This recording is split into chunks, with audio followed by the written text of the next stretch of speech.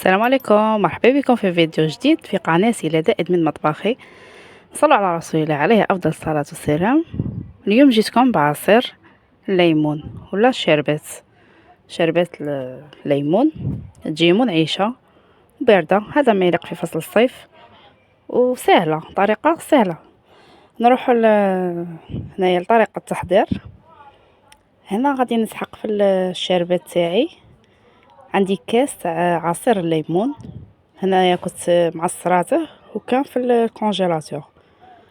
انا كي تكون عندي كميه تاع ليم دائما باش ما تخسرش نعصرها ونديرها في لي غوبلي في الكونجيلاتور. عندي كاس غير ربع تاع السكر، نتوما ديروا كاس كومبلي، انا دائما نقص السكر.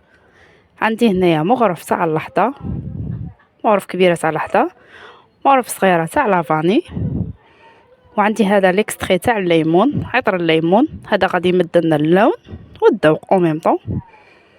وهنا عندي ما بارد كيما هكا، غادي ندير يوطرو، غادي نخلط كيما هكا بالفوي بالخف، ومن بعد نجيب الميكسور ونميكسي.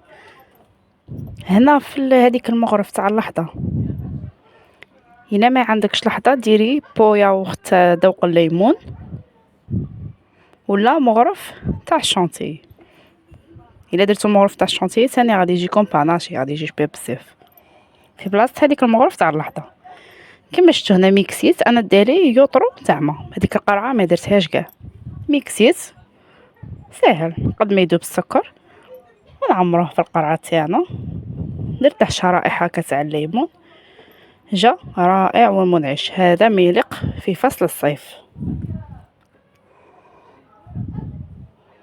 جربوا الطريقه تاعي، تجيكم سهله ان شاء الله. وما تنسونيش بالجيم والابوني، وربي يحفظكم ان شاء الله في فيديو قادم ان شاء الله.